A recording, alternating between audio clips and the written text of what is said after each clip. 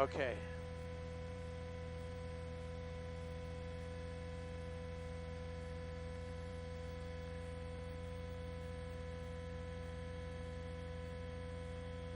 He's on Sherman Way.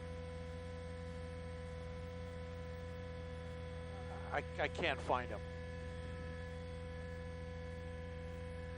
Okay, he's not on. He's on Victory.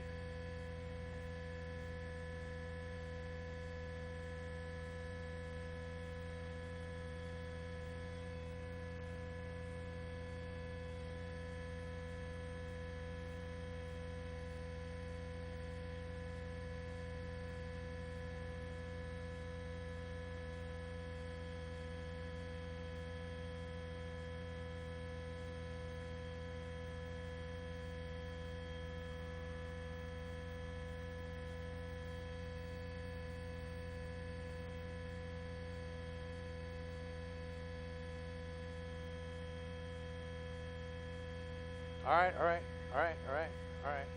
Yeah, it was Victory. It wasn't Sherman Way. No worries. I know he needs an orange car, not a black one.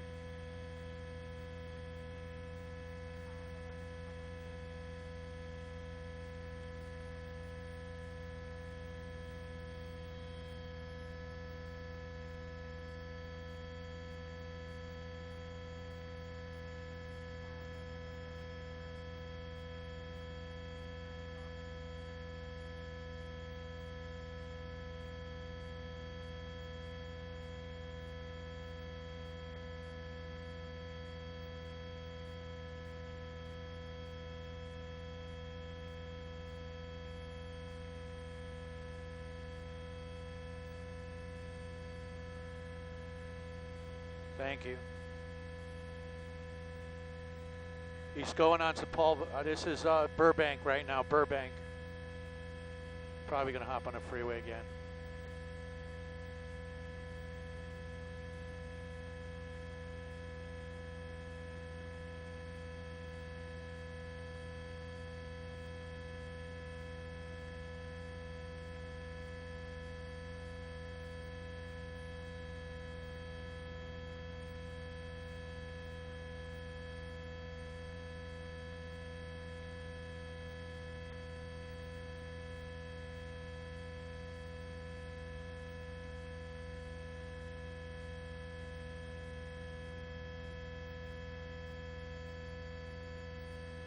He's hopping on the 405 southbound.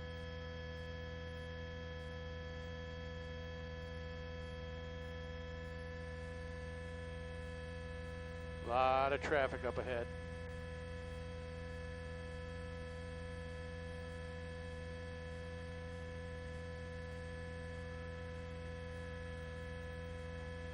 He's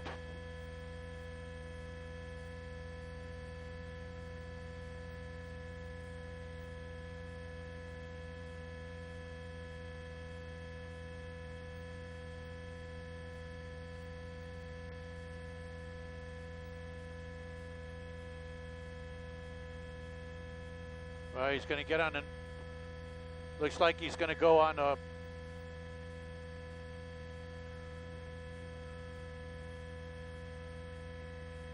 He's going to hop back on.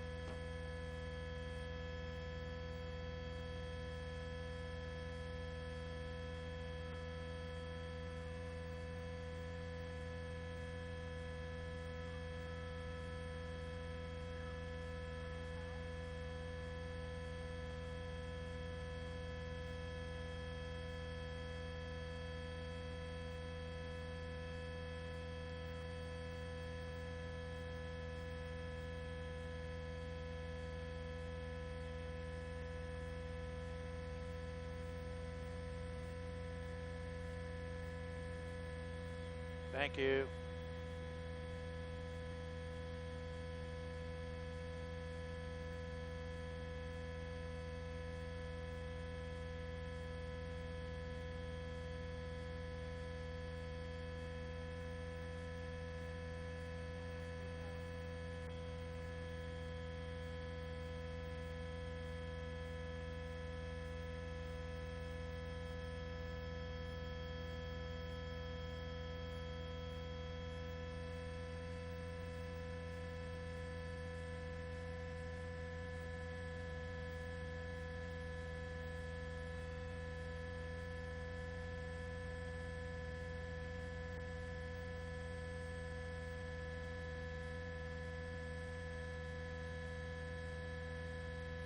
How much fuel do we have, Angela?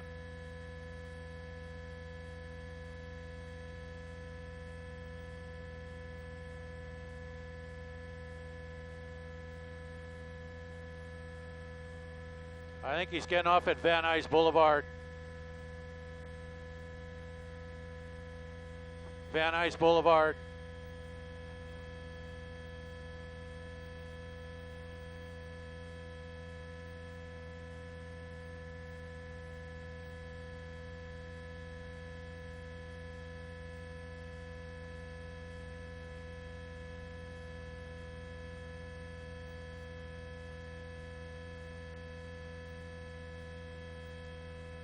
Angela, how much fuel? About 45. But it's not how much we have, it's how much he has.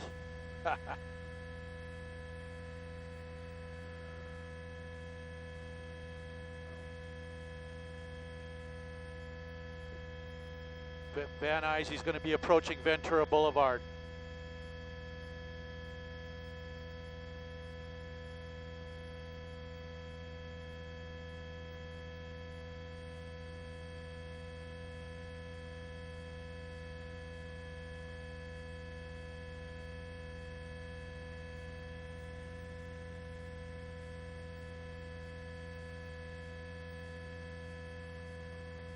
More Park Street.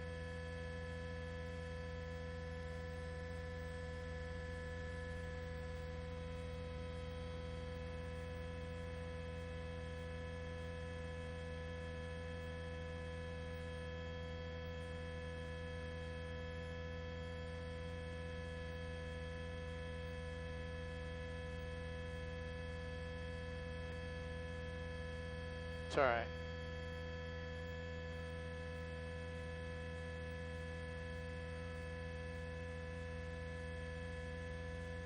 No, he's not. He's continuing on Moore Park.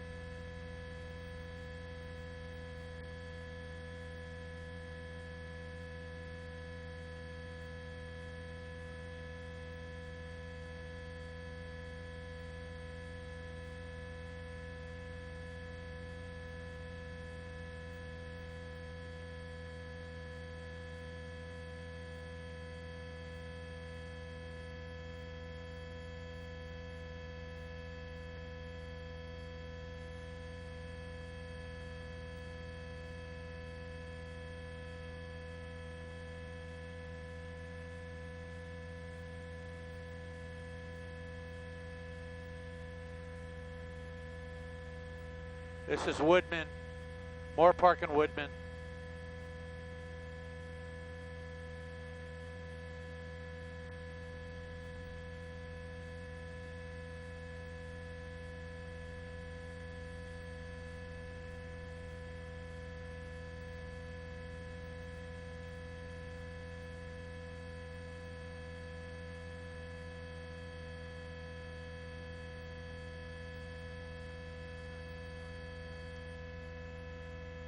He's going north on Woodman.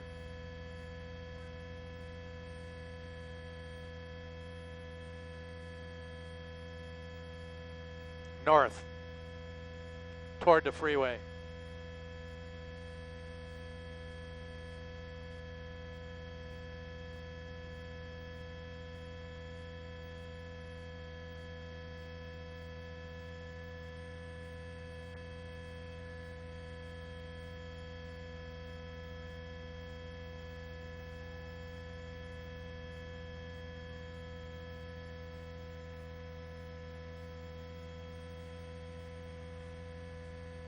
I'm just trying to, I just got to see which way he goes.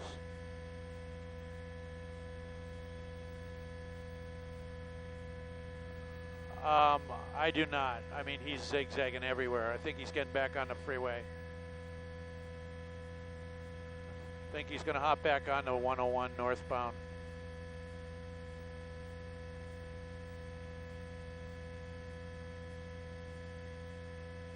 Nope, he's staying on Woodman.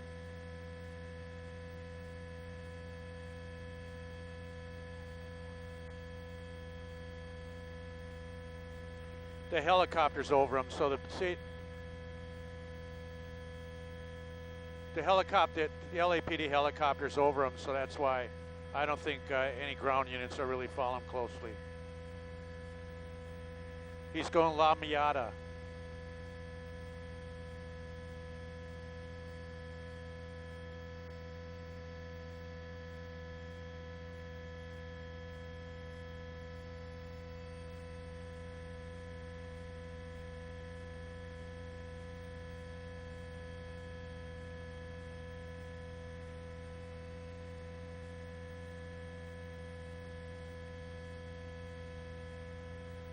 Riverside Drive. He's going westbound Riverside.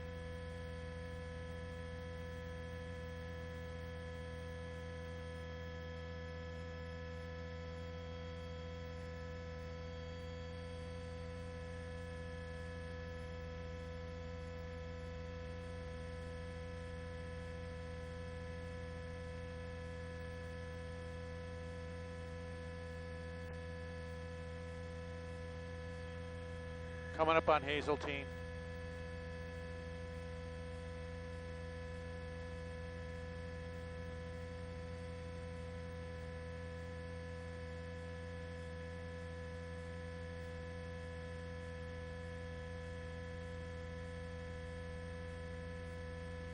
Still on Riverside.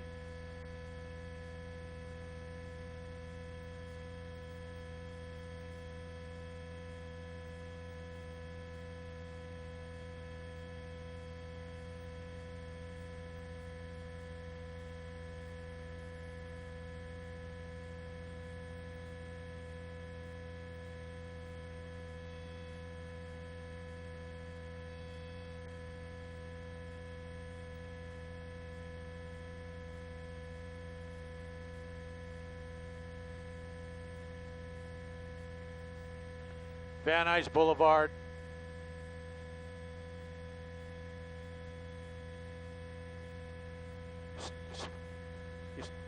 He's making a right on Van Nuys Boulevard. He's going northbound.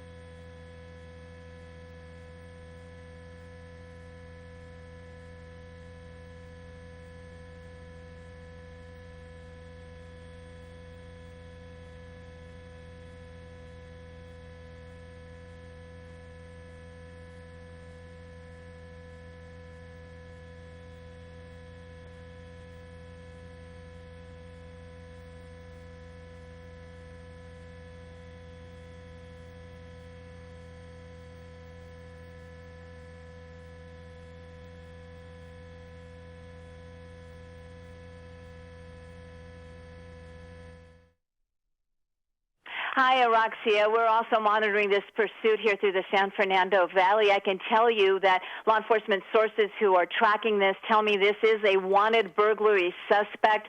They have positive identification on him, and that doesn't necessarily mean they have his name, but they are very confident this is the man wanted for a 459. That's the code for burglary.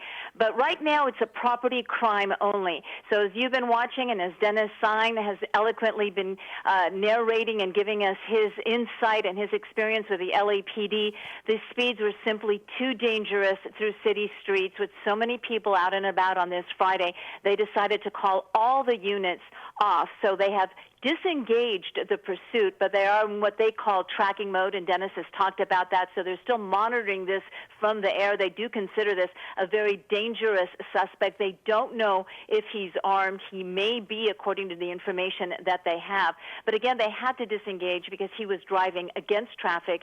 He ran several red lights, drove again against traffic, drove in the emergency lane on the freeway as you saw him. A lot of erratic driving, speeds between 80 and 100 miles an hour. hour clocked by the pursuing officers. And at one point, LAPD did talk to CHP about possibly taking the pursuit over, but because he's a named suspect in the LAPD case, they decided not to get involved, basically, and to let LAPD continue to track this suspect. So you've got a lot of LAPD, and Dennis can speak to this, a lot of LAPD higher-ups that are also watching our coverage right now. They're monitoring the situation very closely, and they're very concerned about what this guy is doing next since he's so frantic to get away. But again, we have confirmed this is a burglary suspect that they are tracking right now, and that was the pursuit. That car also, there is a report the car is possibly stolen. That hasn't been confirmed yet, but there have been reports the car is also stolen. Well, you know, it's funny, Gigi, I mean, all the things that you're confirming are things that in fact, were speculated, and you're basically, confirming those things. We now know that it is a burglary suspect. We know that possibly he's armed. We're not sure about that, this is certainly a desperate individual, and he is doing his best. And it doesn't appear, as Dennis Zine has been saying, that he's really that familiar with the area at this point. He's just frantic, to put it in Gigi's words, frantic to get away. It's unclear if he's local here. We do believe that the burglary is in this immediate area of the San Fernando Valley. And as you've seen, Tony and Aroxia and Dennis Zine in these pursuits, suspects tend to gravitate to areas they are familiar with.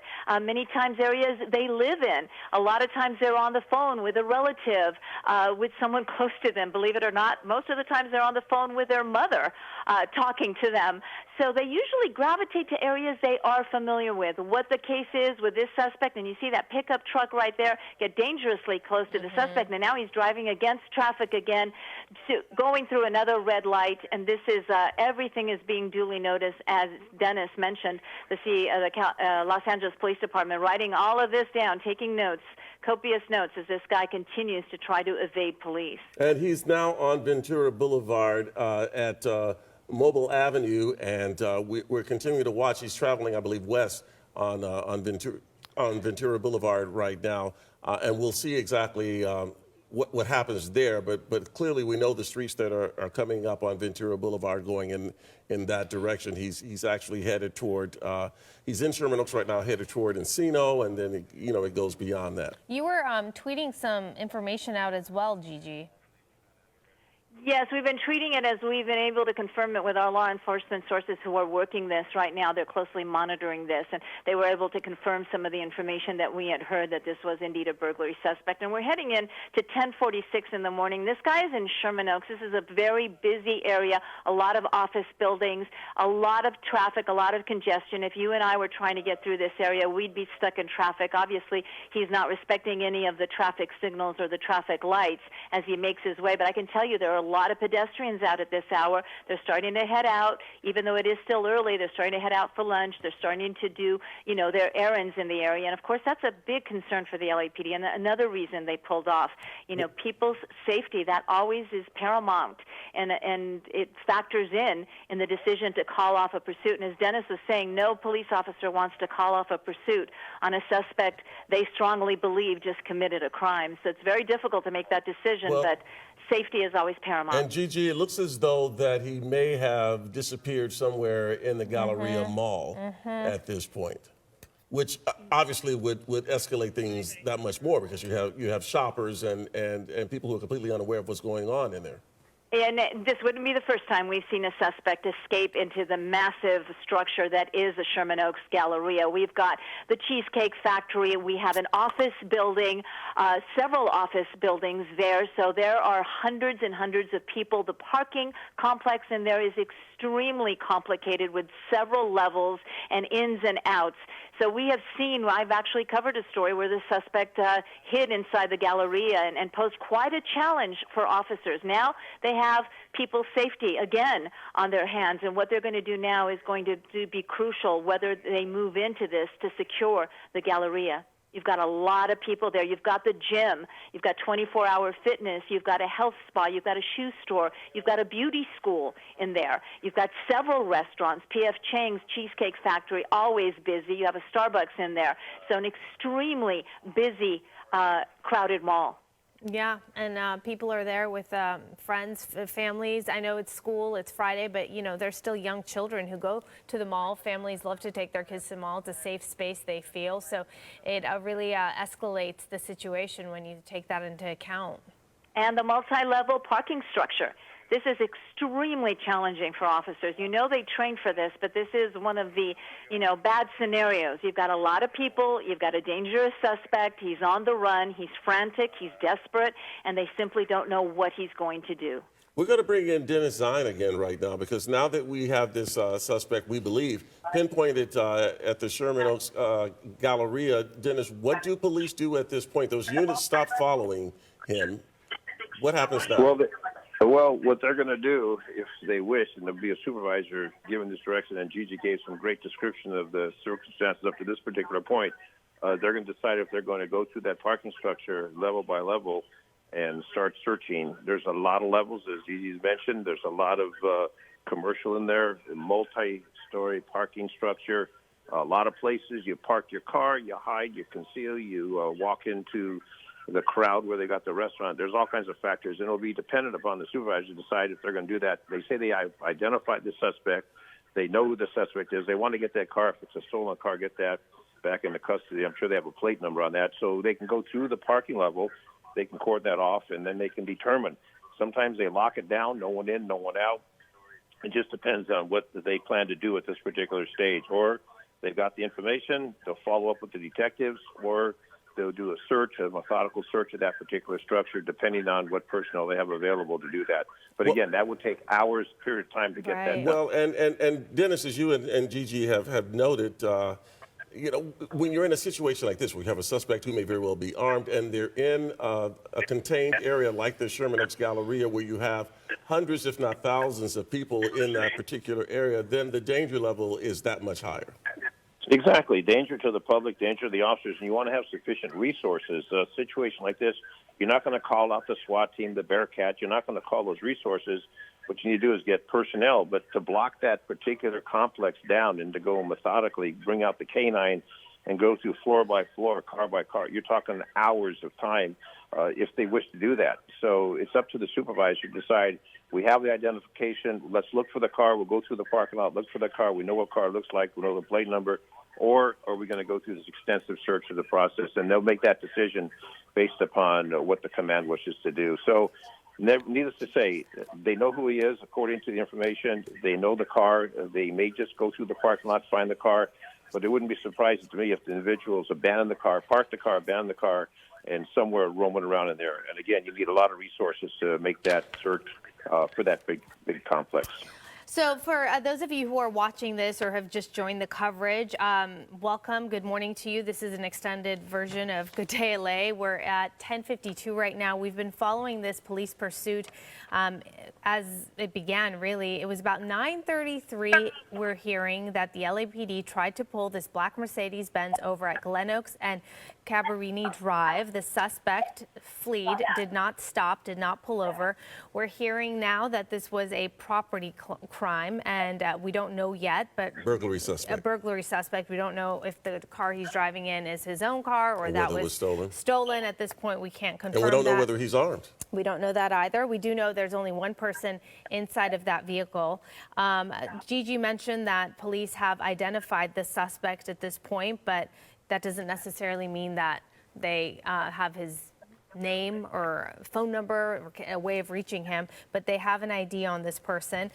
We watched this as it began, and the driver was driving erratically, was speeding through residential streets, and that was when the Los Angeles Police Department decided, we're going to pull back our units, we're going to disengage, because at this point he's going too fast, he's not obeying any of the signals, ran some red lights. So that is why we haven't seen police units pursuing this suspect, and they're just keeping track of him Although we just saw a police unit right there. And what we're hearing right now, Roxia, is that he abandoned the car.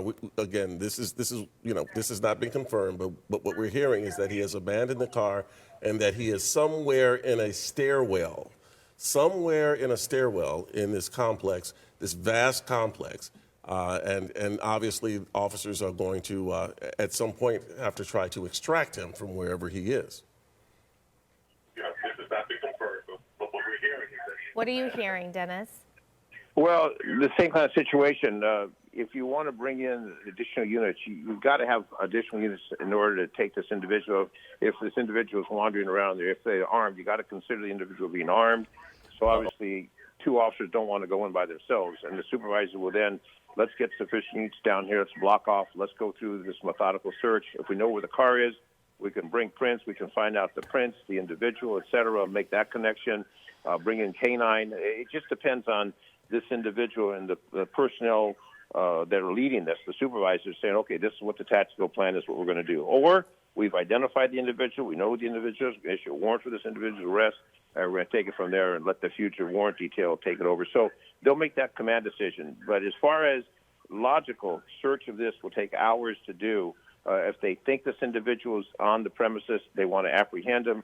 But again, they need to have additional resources deployed to that scene to make that happen. And we want to point out that we haven't had it confirmed definitively at this point, that he has actually exited the vehicle. Although, even though that has not been confirmed yet, Dennis, in a situation like this, when you're in a structure like this, that would make sense.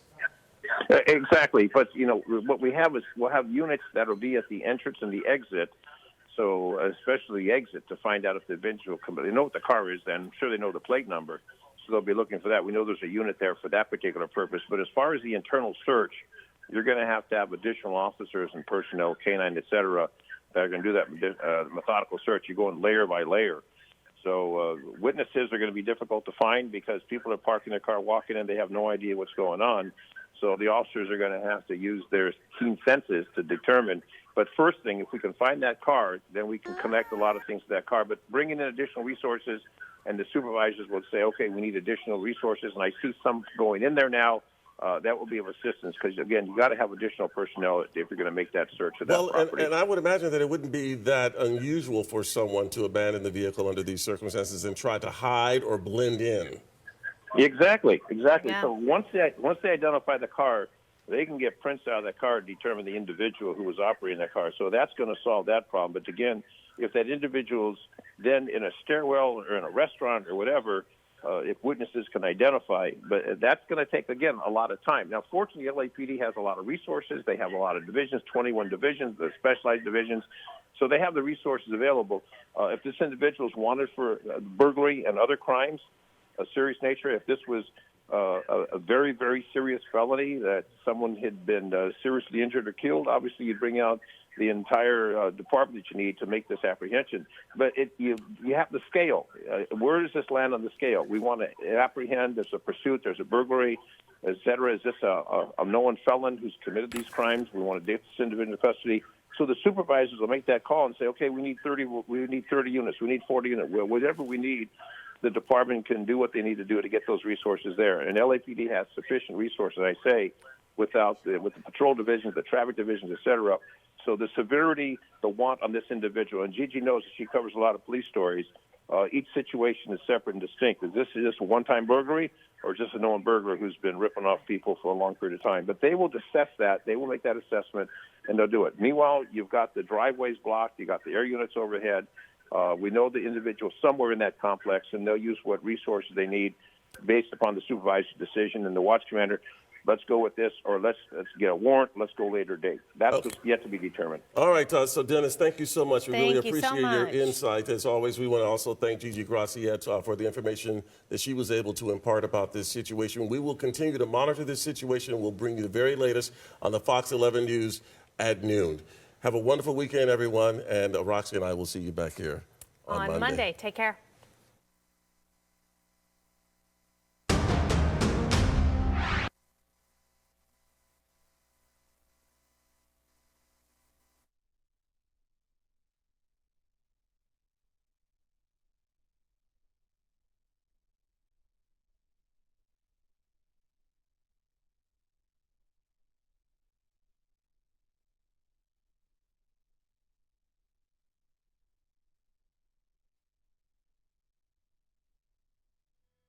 I'll listen to them.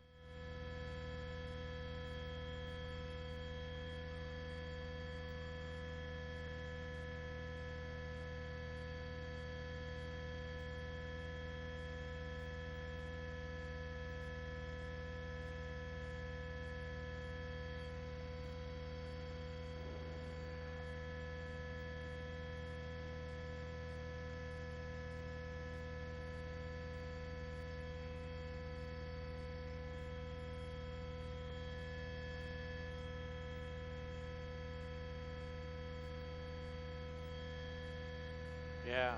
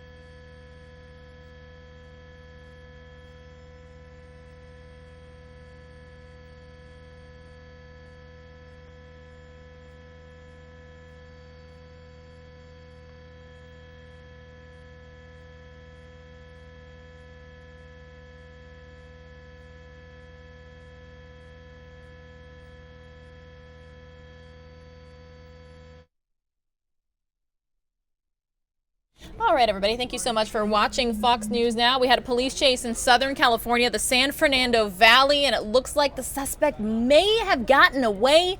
When and if we get an update as to exactly what happened here, we'll bring it to you later on Fox News Now. Thank you to the 1,577 of you still watching. And if you're hashtag double tabbing, like I like to call it, while you're watching the Senate impeachment trial as well, double thanks to you. Happy Friday, everybody. Fox News Now continues the Senate impeachment trial stream, and we will be live streaming all the way until about 8 o'clock tonight. So happy Friday. Thank you for being here. You've got Pilar Arias and Christy Larson.